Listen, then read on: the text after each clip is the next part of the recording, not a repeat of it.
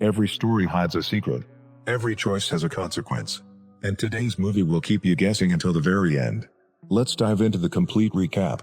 In 1247, Wainwright is looking for food in the middle of a storm. After getting just a few berries from an old bush, she falls asleep on the ground. After the storm passes, she wakes up and sees a light in the distance, so she follows it until she finds Robin sitting by a bonfire. When she asks for food, he lets her sit with him. Wainwright realizes that this man is the legendary outlaw Robin Hood, protector of the weak. He's known for stealing from the rich and giving to the poor. However, Robin says the stories about him are all lies and he's nothing but a murderous brigand who killed and robbed for the joy of it. After giving her a warning, Robin walks away. Wainwright eats something and says a prayer before she goes looking for Robin. She finds him sleeping next to another bonfire and gets ready to attack him, but he reveals he's awake and tackles her first. He quickly slashes her neck and watches her bleed as he realizes she wanted revenge because he killed her relatives. Robin points out the mistakes she made before stabbing her to kill her. The next morning, Robin buries Wainwright's body next to all the other people who have failed to kill him. Later, while Robin is washing up in the river, he's approached by his old friend Little John. After sharing that all the other members of their gang are dead, John asks Robin for help. He explains that 10 years ago, he killed a farmer and took his identity. Since then, he's been living on the farm with his wife and daughter. Recently, the original farmer's relatives learned what happened, so they took his family and the farm from him. They also tried to kill John, but he managed to escape, and now he wants Robin's help to get it all back. At first, Robin says he's tired of fighting, so John says their enemies are strong and it'd be a mighty battle. Thinking this may be the end he's seeking, Robin agrees to help. For the next several days, Robin and John travel together on foot. When they reach a bridge, John kills a man to take his food. While they eat, John mentions one of their adventures, but Robin points out that it's one of the stories and that it never actually happened. Then John tells him about his wife Margaret, who helped him become more than a monster with her kindness. She even taught him to pray and paint. John thinks that after they rescue her they can start over beyond the mountains, but Robin doesn't plan to survive this battle. When they arrive at the farm, the men make a plan. First they take off their clothes and rub their skin with dirt to get rid of their body odor. Then they wait until a thick fog has covered the area to move. Robin kills a guard dog with an arrow to the eye before sneaking into a shack, where he kills every person he finds. A wounded man manages to leave, but Robin follows him to stab him. Afterward, the duo goes to the main house and kills the guy at the door. When they burst in, a man uses Margaret as a shield while telling a boy to go looking for backup. Margaret asks John to take care of their daughter before the man stabs her several times. John screams in fury and grief before jumping on the man to beat him up to death. Meanwhile, Robin sees the running boy and shoots him in the head with an arrow before he can reach his relatives. The body rolls down into the river. A furious John keeps beating up Margaret's killer even though he's already dead, to the point he rips off his jaw. Then he moves to Margaret's side and has a breakdown. At that moment he realizes that his daughter little Margaret is watching him, so he holds her hands and they pray together. Next, John cleans Margaret's body and prepares it for burial. At the same time, Shepherd Arthur is out with his sheep when he suddenly sees his cousin with an arrow in the head. The boy is taken to the family home, where he dies. The clan's elder father says a prayer while suiting up, hungry for revenge. That night, Robin is awakened by a strange noise and he discovers that the original farmer's family has set the main house on fire. He gets his bow to quickly shoot a man down, but another guy closes the door to lock him up in the shack, which is now on fire too. Robin tries to push the door open to no avail, so he instead stabs the man's hand through the wood. Then Robin comes out coughing because of the smoke, but he still manages to pull the man's hand through the blade. When Robin tries to crawl away, the man pushes his face into the mud, so Robin grabs his split hand and pulls the halves to make him roll in pain. Then Robin tries to finish him, only for the guy to stab him with a knife a few times. Robin steals the knife to stab him in return before killing him by inserting a torch into his mouth. At that moment, John comes out of the main house with little Margaret. After dropping the girl, he goes back inside for his wife's body, ignoring Robin's warnings. Suddenly, the elder father shows up, announcing he wants John's and little Margaret's life as reparation for the relatives he lost.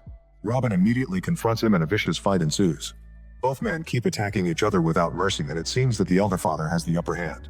After stealing the man's knife, Robin tries to stab him in the head, but the elder father blocks it and his arm gets stabbed instead. Then the elder father knocks Robin down and breaks his leg with his mace. He also hits him in the back, but before he can smash his head too, John appears behind him and kills him first. The next day, John and Margaret take Robin away on a cart. Robin stays unconscious most of the time, but he remembers the pain of having his wounds closed with a burning iron. The group takes a boat to reach an island and John drops Robin off at a monastery. He can't stay because the rest of the farmer's family will probably come after him, so he and Margaret leave while Robin passes out at the sight of a strange figure. When Robin wakes up, he's comfortable on her bed. Sister Bridget comes to check on him and explains he was unconscious for 6 days. She also explains that John sealed his wounds correctly, but his broken bones will take a while to recover. When Bridget asks for his name, he gives her a fake one.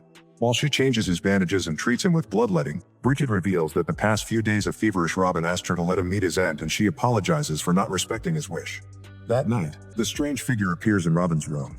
This strange guy has his whole body covered in bandages, including his face, and he warns Robin that he better not put the monastery in any danger. A few days later, Robin can finally walk again, and he practices around his room under Bridget's careful watch. When he's strong enough to open the door, she lets him go out. Robin looks around the area and finds a kind community living together in harmony. Bridget tells Robin that he must help if he wants to stay longer, so he promises to hunt some animals. Afterward, Robin goes to the shore and finds a boat, but he isn't strong enough to push it into the water. The mysterious man sees him and calls him out for trying to escape. In the daylight, Robin realizes that this man is a leper.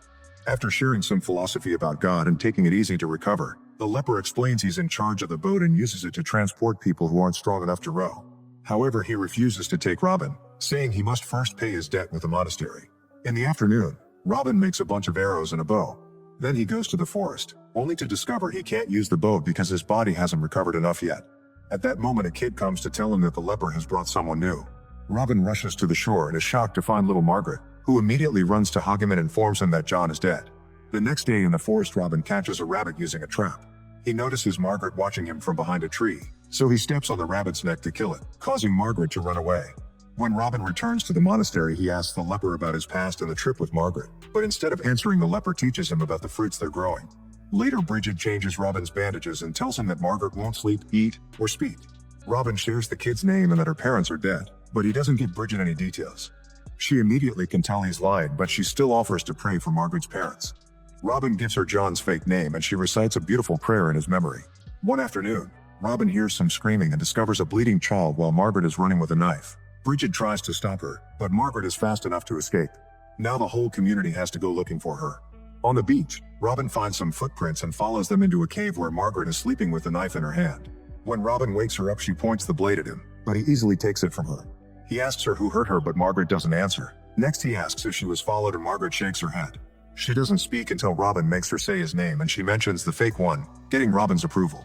However, he becomes very angry when Margaret asks who little John is, telling her that a cat will rip off her tongue if she ever says that name again. Robin takes Margaret back to the monastery and Bridget expresses her gratitude. She shares the story behind the monastery's foundation and admits she believes it has power. Robin thinks giving stories power is dangerous because it makes men do terrible things. Then they check on Margaret and finally convince her to eat. A few mornings later, Robin is helping the leper, who reveals he doesn't have much time left. At that moment, Robin sees smoke on the mainland, so the leper leaves to pick up another person. In the afternoon, Robin teaches Margaret how to clean a rabbit, but he gets distracted by the leper's return.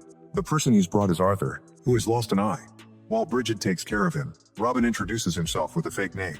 Arthur doesn't recognize him and shares that he was attacked while he was looking for his niece, which Robin finds suspicious. Later, Robin teaches Margaret how to use a bow in the forest. He asks her if she knows Arthur or if she knows the men who hurt her father, but Margaret explains that her papa made her run. She asks for her father's name, but Robin refuses to say it and distracts her by telling her how to fix the bow she made. Margaret would rather have one made by him, so Robin agrees to get her one. One night, Robin sees Bridget leave the monastery and decides to follow her. She enters a cave where she burns some incense before getting busy with her hand. Robin watches it all from the shadows. When Bridget turns around, he's gone. Meanwhile, Arthur recovers quickly and starts helping by chopping wood. Robin gets the things ready for the new bow and Margaret hugs him in gratitude before running to play with the other kids. When Robin notices Arthur staring at Margaret, he tells him to come hunting with him. In the forest, Robin asks Arthur many questions about his family, desperate to confirm his identity. Arthur lets him look at his wound and says that bandits did it, so Robin points out he's lucky they didn't take his whole head. Their conversation is interrupted by a kid telling them that Bridget needs them. In the monastery, Bridget leaves Robin alone with the leper, who has asked for him on his deathbed. The leper wonders if he's heard the story of Robin Hood and Guy of Gisborne, admitting that he knows Robin's real identity. Robin tells him it's just another story and there never was a Guy of Gisborne. However, the leper reveals he's the guy and confirms it by showing he's missing the ear Robin cut off. The leper asks Robin to protect the monastery after he's gone, but also makes him promise to never tell Bridget who he really is. That afternoon, the community holds a funeral for the leper.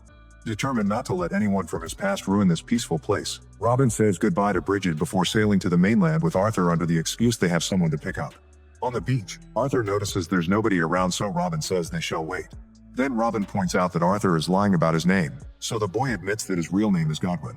Robin explains that he killed many people in the past, but the violence never stops because the relatives of his victims keep coming after him and he has to kill them as well. The cycle of revenge is nothing but a curse. Godwin has a breakdown as he admits he doesn't want to kill Margaret, but he has to do it for his clan. Robin tells him he should be with his family and appreciate his life instead of killing for them. So he wants Godwin to run away or he'll murder him first. Godwin leaves without another word. When Robin returns to the monastery, he decides to tell Bridget his real name, calling himself a monster. Devastated by this revelation, Bridget walks away without saying anything and doesn't hear Robin's apology. To avoid falling into despair, Robin stays busy by running to the woods and killing a wild boar. He spends the rest of the day cleaning it. That night, Robin tells Bridget that he'll leave if she wants him to. Bridget only makes him get in bed to continue his treatment. His arm bleeds into a pot and Bridget doesn't cover the wound, so Robin wonders if she's finally killing him. After some hesitation, Bridget bandages his arm and leaves. Later, Bridget paints everyone's faces so they can celebrate their food around the fire. However, she ends up returning to the room and reveals that it was Robin who killed her family. Her house was set on fire and her husband wrapped himself around her children, but they all died in the end. Drowning in guilt, Robin doesn't say anything. Then Bridget returns to the cave to have a breakdown in private.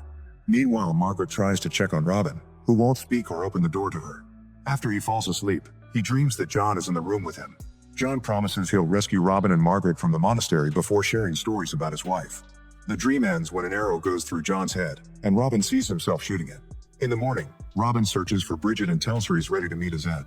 Bridget points out that she owes this life of helping people to his crimes, which doesn't feel right. She's never killed anyone before and she's only supposed to help people, so Robin assures her that his death would equal helping him. They return to the room and Bridget starts the treatment, but this time she doesn't stop the bleeding. At that moment, Robin sees Margaret at the door, so he tells her John's real name and shares the story of how they met on a bridge decades ago. When Bridget starts having second thoughts and tries to cover his arm, Robin stops her. Then he makes Margaret promise that she'll never tell anyone who her father is, otherwise revenge seekers will come for her. When Margaret comes closer, Robin gives her the brand new bow and guides her on how to use it. As Margaret shoots an arrow, Robin takes his last breath.